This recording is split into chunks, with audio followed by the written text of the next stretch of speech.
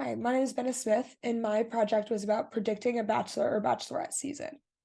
So, a little background behind the show. It's typically about 30 men or women who are dating one bachelor or bachelorette over the course of about 10 weeks. And they go on weekly dates and have weekly eliminations.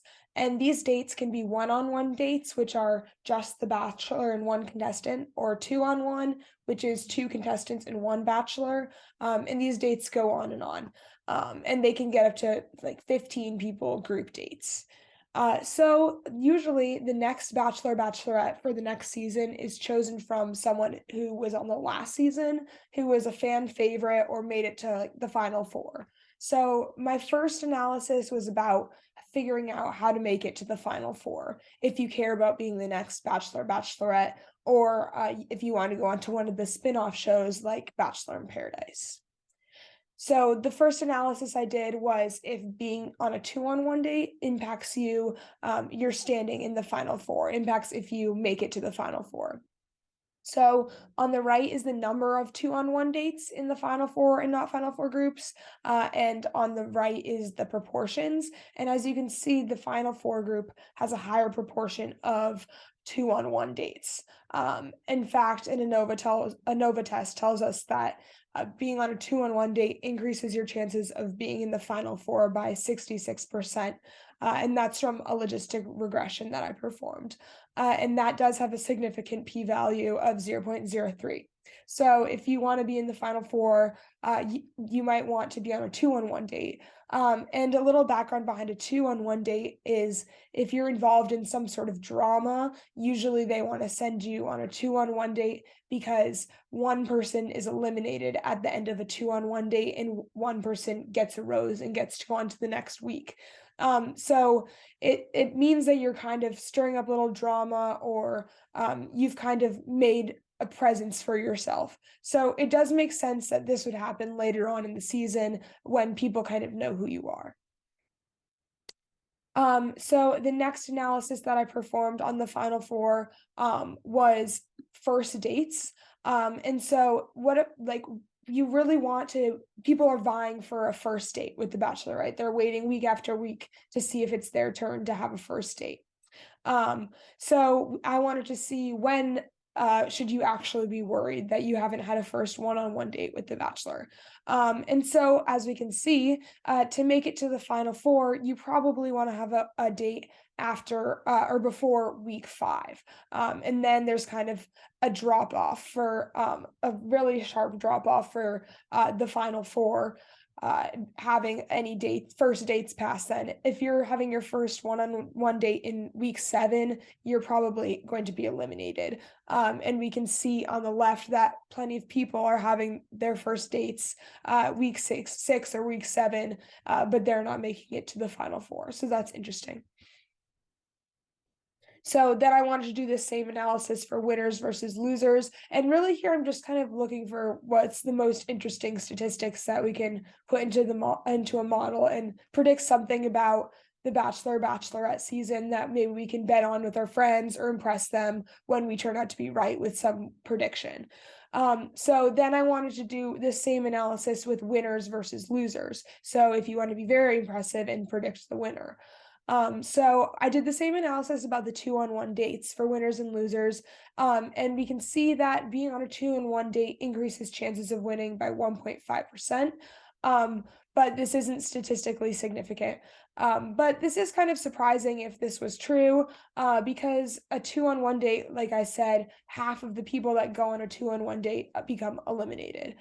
So it's kind of surprising that that would increase your chances of winning if half of the people that go on them go home. But again, it means that you've kind of progressed far enough in the season to kind of make a name for yourself. Then I this is different than first dates. This is actually just all dates, one-on-one date counts for winners versus losers. So we can see here that winners have less one-on-one dates in week four and week six than compared to non-winners. You can see that non-winners have most of their dates in week six. So that's in stark contrast to the winners who have a local minimum in week six.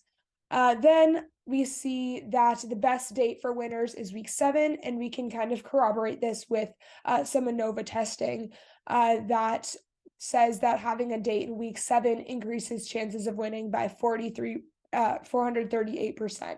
And all of these have pretty low p-values or very low p-values. But as it's kind of obvious that having a one-on-one date any day of the week or any week is going to improve your chances of winning, because most people don't even get the chance to go on a date and they're eliminated in the first few weeks.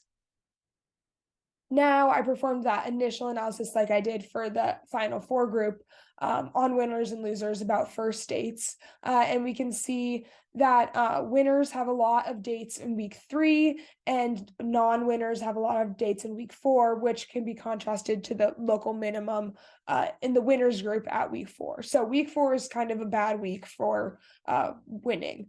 Don't necessarily, I mean, it's okay to have a date week 4. Like, you can see plenty of people are having dates at that week in the winners group, but it's not the best you could do. Maybe week 3 would be the perfect date, the perfect first one-on-one date. So with this initial analysis, I decided to make a model with the most significant and the most predictive predictors.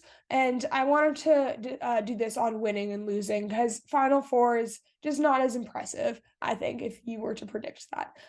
So I made this model and I found that the most significant predictors are having a first date in week 3, week 4, and week 5, or having any date in week 6. And so I did a logistic regression and I trained it on training data and tested it using and tested it with this model. And then using this table, we can see how many winners we predicted, 3, and then incorrectly we predicted 13 people, and we predicted 261 correct losers. And we had a 95.3% accuracy rate, so this is pretty good. It's probably kind of difficult to guess like which week people are going to have dates if you haven't seen the season, right? So this analysis is all right, but it doesn't like give us a lot because we don't really know what dates people are going to have throughout the season until we watch it. So maybe like if week 5 you're like tell your friends that you have a really good prediction for someone to win, that could be exciting. But also people tend to find little bits of information about the season before it even starts on using trailers and little specials that they put on. I follow a podcast that does this, and he does a prediction after the first night, and he's pretty accurate because he goes through all of the trailers and decides, oh, this person had a date at the Eiffel Tower, so that must be like week 4 or 5 because that's when travel dates happen. So it's not useless data. We can make fun bets with our friends and hopefully win them. So yeah, I hope you enjoyed the presentation. Thank you. And this data was used from a Kaggle data set that was from 538, and 538 web scraped the Bachelor Nation wiki page and filled in some of their own data. Hey, so my recording wasn't long enough, so I decided to go ahead and make a model for the final 4 predictions. And so the most predictive elements of being in the final 4, the most predictive predictors are for having a first date in week 4, having a first date in week 5, having a first date in week 3, and in week 2. So I did some testing with some test data, and I got 70 winner or final 4 participants predicted correctly, 493 non-final 4 contestants predicted correctly, and with an accuracy rate of 90.86%. So that's pretty good. And you can probably predict the next Bachelorette or something from a prediction model like this. And really, you can just predict who goes far and who to really focus on maybe because if you know who's going to the final four, maybe you can narrow that down manually by watching the season, or by looking at trailers or something yourself, to make a more accurate prediction of who's going to be the ultimate winner. So yeah, I hope you enjoyed this presentation, and I hope you enjoy having fun making bets with your friends and watching The Bachelor.